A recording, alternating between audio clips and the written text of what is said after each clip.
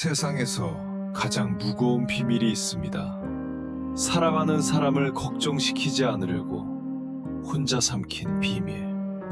아프다는 말 한마디 못하고 웃으면서 밥을 차리고 웃으면서 빨래를 개고 웃으면서 잠든 척했던 사람. 오늘 이야기는 그런 아내에 관한 이야기입니다. 남편은 몰랐습니다. 아내가 웃을 때마다 얼마나 아팠는지, 아내가 새벽에 혼자 일어나 얼마나 울었는지, 그리고 아내가 마지막까지 무엇을 준비하고 있었는지 통장 한 권이 말해줄 때까지는. 진주의 봄이 왔습니다. 남강변 벚꽃이 한창이라고 뉴스에서 떠들었지만 이용복 씨의 집 커튼은 석 달째 열리지 않았습니다. 올해 66, 35해를 함께 산 아내 김순희 씨를 지난 겨울에 떠나보냈습니다. 위암이었습니다. 진단받은 지 11달 만이었습니다. 용복 씨는 그것도 나중에 알았습니다. 아내가 진단받고 나서 무려 7달을 혼자 숨기고 있었다는 것을. 왜 말 안 했어? 왜 혼자 알고 있었냐고. 임종 직전 용복 씨가 아내 손을 붙잡고 물었습니다. 아내는 산소 마스크 너머로 가늘게 웃었습니다. 당신 놀랄까봐. 그 한마디가 용복 씨의 가슴에 모처럼 박혔습니다. 35년을 같이 살면서 아내는 단 한 번도 자기가 먼저였던 적이 없었습니다. 아플 때도, 힘들 때도, 무서울 때도 언제나 남편 먼저, 아이들 먼저. 그게 순희 씨라는 사람이었습니다. 딸 미영이가 주말마다 내려왔습니다. 아버지가 밥도 제대로 안 먹는다는 게 걱정되었고 언제까지 이렇게 둘 수는 없다는 생각에 어느 날 조심스럽게 말을 꺼냈습니다. 아빠, 우리 엄마 물건 좀 정리하자. 언제까지 이렇게 둘 수는 없잖아. 용복 씨는 대답이 없었습니다. 딸이 다시 말했습니다. 아빠가 힘들면 내가 할게. 아빠는 거실에 있어도 돼. 아니다. 내가 한다. 용복 씨가 처음으로 안방문을 열었습니다. 안에 냄새가 났습니다. 아직도. 장롱을 열자 안에 옷들이 가지런히 걸려 있었습니다. 색깔별로, 계절별로, 아내 특유의 꼼꼼함으로 정리된 옷들. 용복 씨는 한동안 그 옷들을 바라보았습니다. 손이 떨렸지만 천천히 하나씩 꺼내기 시작했습니다. 장롱 서랍을 정리하다가 손이 멈췄습니다. 서랍 맨 안쪽, 손이 잘 닿지 않는 구석에 수건으로 쌓인 뭔가가 있었습니다. 꺼내보니 작은 파우치였습니다. 아내가 늘 들고 다니던 낡은 파우치가 아닌 한 번도 본 적 없는 파우치. 지퍼를 열었습니다. 통장 한 권이 나왔습니다. 용복 씨는 통장을 들고 거실로 나왔습니다. 표지에 적힌 이름, 이용복. 자기 이름이었습니다. 본인 명의 통장이었는데 용복 씨는 이 통장의 존재를 전혀 몰랐습니다. 천천히 펼쳤습니다. 첫 입금일, 2019년 3월 11일, 입금 10,000원. 그 아래로 이어지는 기록들, 2019년 4월 10만원, 2019년 5월 10만원, 매달 10만원씩 용복 씨는 손가락으로 줄을 짚어 내려갔습니다. 2020년, 2021년, 2022년, 빠지는 달이 없었습니다. 그런데 2022년 8월부터 금액이 달라졌습니다. 10만원에서 5만원으로 줄었습니다. 왜 줄었지? 용복 씨가 멈칫했습니다. 2022년 8월, 그때가 언제였더라? 용복 씨는 생각했습니다. 그리고 곧 떠올렸습니다. 아내가 처음 병원에 가기 시작한 게 2022년 초였습니다. 건강검진 결과가 좋지 않다며 재검사를 받으러 다닌다고 했었습니다. 용복 씨는 대수롭지 않게 생각했습니다. 나이 들면 다들 그런 거라고. 그런데 아내는 그때 이미 알고 있었던 겁니다. 위암 진단을 받은 게 2022년 7월이었다고 나중에 딸한테 들었습니다. 진단받은 다음 달부터 적금 금액을 절반으로 줄인 것입니다. 치료비 때문에. 순이야. 용복 씨의 목소리가 갈라졌습니다. 딸 미영이가 통장 개설일을 보고 물었습니다. 아빠, 2019년 3월이면 아빠 퇴직하고 나서 한 달 뒤잖아. 용복 씨가 멈췄습니다. 맞았습니다. 용복 씨는 2019년 2월에 퇴직했습니다. 32년을 다닌 공장에서. 퇴직하던 날 아내는 고깃집을 예약해 두었습니다. 아이들도 다 불렀습니다. 그리고 웃으며 말했습니다. 이제 우리 영감 고생 끝났다. 맛있는 거 먹자. 용복 씨는 그날 아내가 준비한 케이크를 보고 쑥스러워했습니다. 환갑도 아니고 퇴직이 뭐라고 케이크까지 하냐고 투덜댔습니다. 아내는 웃었습니다. 퇴직이 환갑보다 더 중요하지. 이제 우리 시간이잖아. 그날 밤 아내가 몰래 통장을 만든 것입니다. 우리 영감 퇴직했으니 이제 노후 준비는 내가 해야지. 그 마음으로. 딸 미영이. 아버지 옆에서 통장을 들여다보다 미영이가 조용히 물었습니다. 아빠, 근데 엄마가 이 돈을 어떻게 만든 거야? 엄마가 따로 수입이 있었어? 용복 씨는 고개를 저었습니다. 순희 씨는 전업주부였습니다. 젊었을 때 잠깐 식당 일을 했지만 아이들 낳고 나서는 줄곧 집에 있었습니다.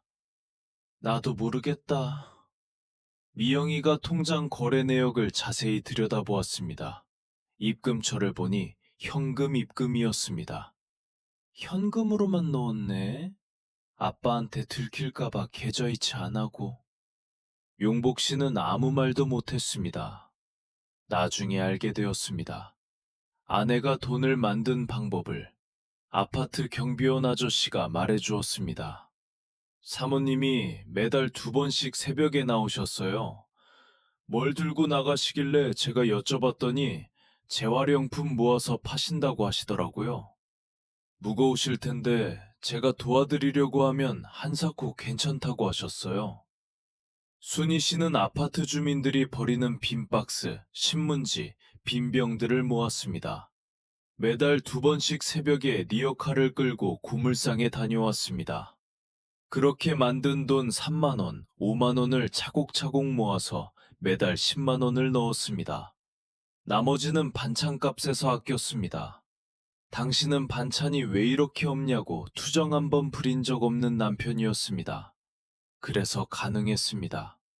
용복 씨는 그 말을 듣고 그 자리에서 주저앉았습니다. 새벽에 리어카를... 아내가 새벽에 리어카를 끌고 다니는 동안 자신은 뭘 했던 건지. 경비원 박 씨는 오래된 직원이었습니다. 이 아파트에서만 12년째였습니다. 용복 씨가 경비실 문을 두드렸습니다. 저기, 우리 집사람 혹시 기억하십니까? 203동 1204호. 박 씨가 잠시 생각하더니 고개를 끄덕였습니다. 아, 사모님, 기억하죠? 참 조용하고 부지런하신 분이셨는데. 새벽에 나오신 거 혹시 자주 보셨습니까? 박 씨가 잠시 뜸을 들이다가 말했습니다. 자주요? 거의 매달 2번씩은 보았죠. 새벽 5시도 안 됐을 때 나오시는 날도 있었어요. 처음엔 제가 놀라서 사모님 어디 가시냐고 여쭤봤더니 그냥 운동 삼아 나온다고 하시더라고요. 근데 리어카를 끄시길래 제가 도와드리려고 했더니 한사코 괜찮다고 하셨어요. 용복 씨는 말이 없었습니다. 겨울에도 나오셨어요. 작년 1월인가 엄청 추운 날이었는데 제가 걱정돼서 사모님 그냥 들어가시라고 했더니 웃으시면서 조금만 더 하시더라고요. 그날따라 짐이 많으셔서 제가 그냥 같이 끌었어요. 고물상까지. 박 씨가 잠시 말을 멈췄습니다. 고물상 사장님이 사모님 보고 단골이라고 하시더라고요. 한 번도 빠진 적이 없다고. 그때 제가 이분이 이걸 꽤 오래 하셨구나 했죠. 용복 씨는 고개를 숙였습니다. 몰랐습니다. 제가 하나도 몰랐어요. 박 씨가 조용히 말했습니다. 사모님이 그러셨어요. 남편한테는 말하지 말라고. 남편이 미안해할 거라고. 용복 씨는 그 자리에서 한동안 움직이지 못했습니다. 아내는 추운 겨울 새벽에도 리어카를 끌면서도 남편이 미안해할까봐 숨겼습니다. 끝까지. 2022년 여름, 암 진단을 받은 직후 순희 씨는 혼자 집에 돌아왔습니다. 남편한테 말하지 않았습니다.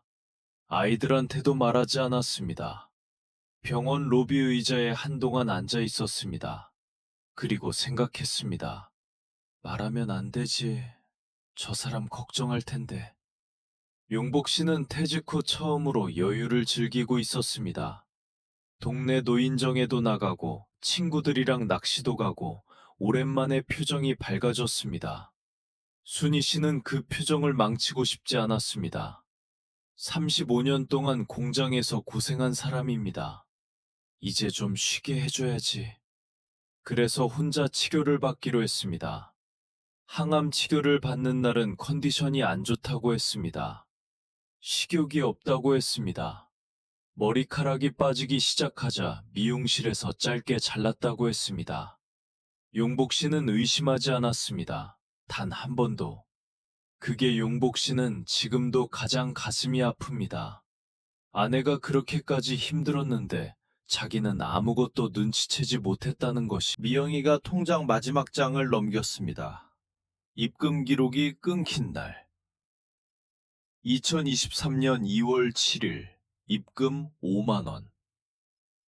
그리고 그 아래로는 아무것도 없었습니다. 미영이가 핸드폰으로 날짜를 확인했습니다. 아빠. 목소리가 떨렸습니다. 엄마가 입원한 날이 2월 8일이잖아. 용복 씨가 굳었습니다. 아내가 입원하기 하루 전날 마지막으로 고물상에 다녀와서 마지막으로 돈을 넣은 것입니다. 입원 가방을 싸면서도 병원에 가기 전날에도 아내의 마음은 남편 통장에 있었습니다. 5만 원이라도 더 넣어야지. 내일은 못 가니까. 용복 씨는 통장을 두 손으로 꼭 쥐었습니다. 아내가 리어카를 끌던 새벽이 떠올랐습니다. 한 번도 본 적 없는 새벽이지만 눈앞에 선했습니다. 추운 새벽, 작은 몸으로 리어카를 끌며 골목을 걷는 아내, 그 뒷모습이.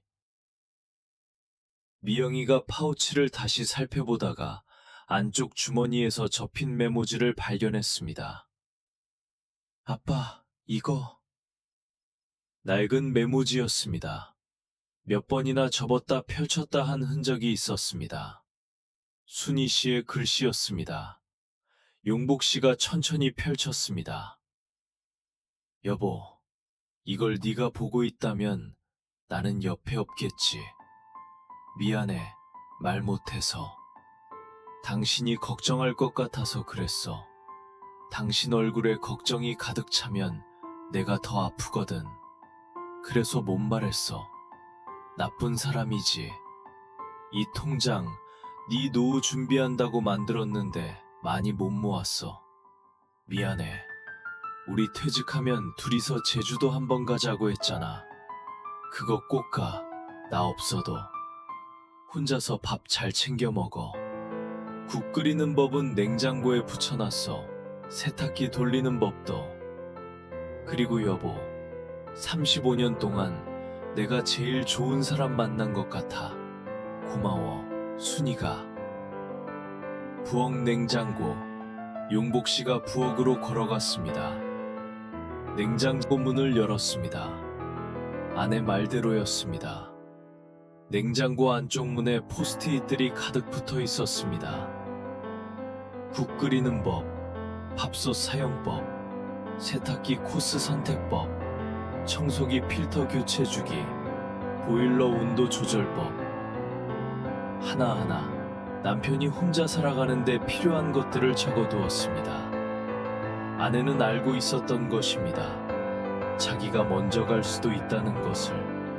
그래서 준비했습니다. 통장도 메모도 포스트잇도 혼자 남겨질 남편을 위해서. 용복 씨는 포스트잇 하나를 손가락으로 살짝 만졌습니다. 안에 글씨였습니다. 안에 손이 닿았던 종이였습니다. 바보 같은 사람. 혼잣말이 새어나왔습니다. 왜 혼자 다 했어? 같이 하면 됐잖아. 미영이가 잠깐 화장실 간 사이 용복 씨는 혼자 부엌에 서 있었습니다. 냉장고 문을 다시 열었습니다. 포스트잇들을 하나하나 읽었습니다. 라면 끓일 때 물 550ml, 계란은 나중에.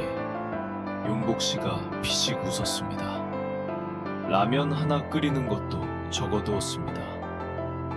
세탁기, 평소엔 퓨전, 이불은 담요 코스, 헹굼은 2번. 보일러, 겨울엔 55도 이상 올리지 마, 가스비 나와. 용복 씨는 손가락으로 포스트잇을 하나씩 짚어갔습니다. 냉장고 안쪽에도 있었습니다. 된장은 냉동실 왼쪽, 육수팩은 2번까지 써도 돼. 파는 다듬어서 지퍼택에 넣어두면 오래가. 살림을 한 번도 해본 적 없는 남편을 위해 적어둔 것들이었습니다. 크고 작은 것들, 사소하고 또 사소한 것들. 그런데 그 사소한 것들이 용복 씨 눈에는 아내의 하루하루처럼 보였습니다.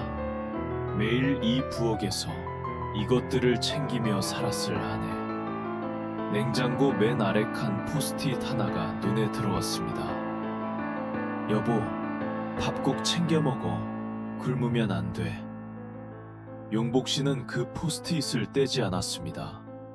한참을 그대로 바라보다가 냉장고 문을 조용히 닫았습니다. 이영이가 조용히 말했습니다. 아빠, 나 사실 엄마한테 들었어. 작년 가을에.